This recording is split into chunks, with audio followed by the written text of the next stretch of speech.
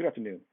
Today I want to talk about a postbellum economist, entrepreneur, businessman, railroad tycoon that I believe is written in Western history as one of the greatest fathers of modern thought with transportation that this country ever produced. The individual's name is Collis Porter Huntington. Collis Porter Huntington, at the end of his life, had a net worth of $50 million in 1900 when he died. He started out with less than $200 in his pocket when he first opened his business in his hometown of Connecticut, or his home state of Connecticut. What made Collis Huntington such an icon was that he was so skilled in filling the need of individuals that he was able to make a profit. Now, that profit really turned into a remarkable profit is when he arrived in California just amidst the gold rush, or just right towards the end of the gold rush California experienced in 1849 to 1855, I believe, 1856. When he arrived, he opened another shop, but that's just not another mercantile to sell individual equipment like shovels and clothing and sleds or whatever these gold prospectors needed. He was able to sell them that. That's where the bulk of his wealth came from prior to starting the Central Pacific Railroad venture. That's not really what made Collis Huntington really unique.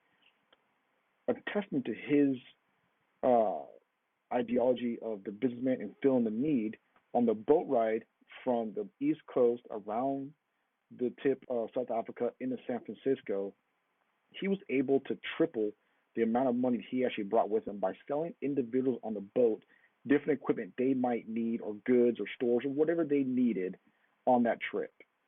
He really understood that people had a need and he was going to fill that need. Now, the Civil War divided our nation.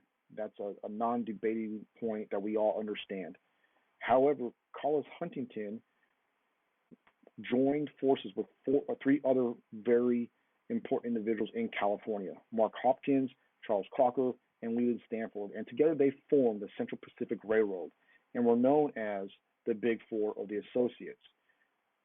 Every person had a role to play. However, Collis Huntington's was the real driving force behind the Big Four. He secured the federal bonds. He made plans like these mortgage bonds. Basically, what he did there is that he promised business owners that the route that the railroad would take, if they built on that land, they would receive a profit from the Central Pacific.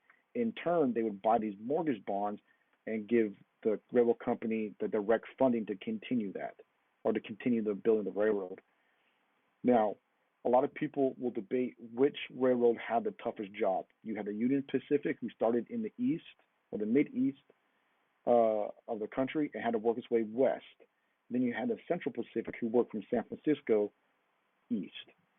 They had to cross the Sierra Nevadas, and it was Collis Huntington who had the great idea of employing thousands of Chinese immigrants who had just come over from China to work on his railroad. He knew that they were harder workers, required less pay, and also were in large part not very confrontational. They handled their business within each other.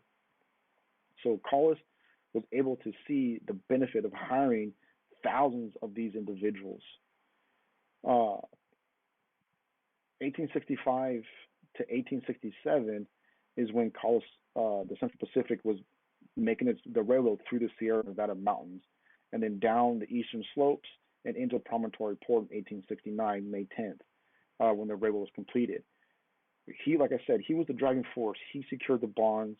He secured the mortgages. He really kept the railroad going.